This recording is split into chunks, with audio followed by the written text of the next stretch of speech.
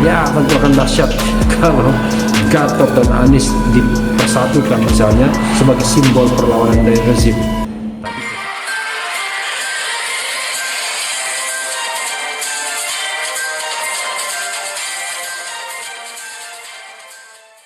Halo sahabat Inspirasi News, pakar hukum tata negara Refli Harun menilai akan dahsyat jika Gubernur DKI Jakarta Anies Baswedan dan mantan Panglima TNI Jenderal Purnawirawan Gatot Nurmantio dipersatukan sebagai simbol perlawanan dari rezim saat ini.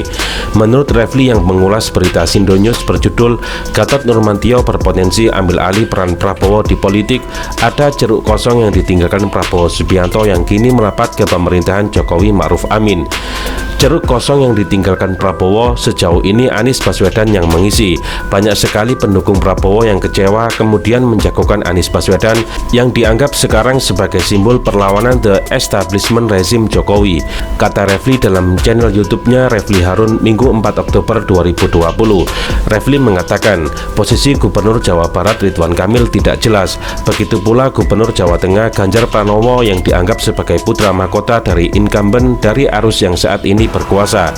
Di sisi lain, lanjut Refli, akhir-akhir ini sejak koalisi aksi menyelamatkan Indonesia atau kami dideklarasikan dan ada pengadangan di mana-mana, nama Gatot Nurmantio yang merupakan presidium kami melonjak, naik terus dan ada kemungkinan diperhitungkan dalam perhelatan 2024. Apalagi dia adalah purnawirawan TNI dan pangkat jenderal dan kedudukan tertinggi sebagai Panglima TNI. Tentu ini memberikan keuntungan sendiri. Ya tentu akan dahsyat kalau Gatot dan Anies dipersatukan, misalnya sebagai simbol perlawanan dari rezim. Tapi persoalannya siapa yang mau menjadi nomor 2? Karena dalam benak psikologis mereka harus menjadi the number one, menjadi nomor 1, ujarnya. Hal ini menurutnya sama dengan apa yang terjadi pada 2009.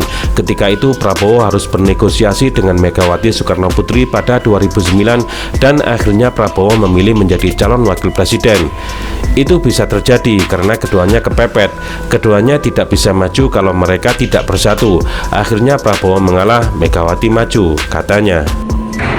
Ya tentu akan dahsyat kalau Gatot dan Anies dipersatukan misalnya sebagai simbol perlawanan dari rezim.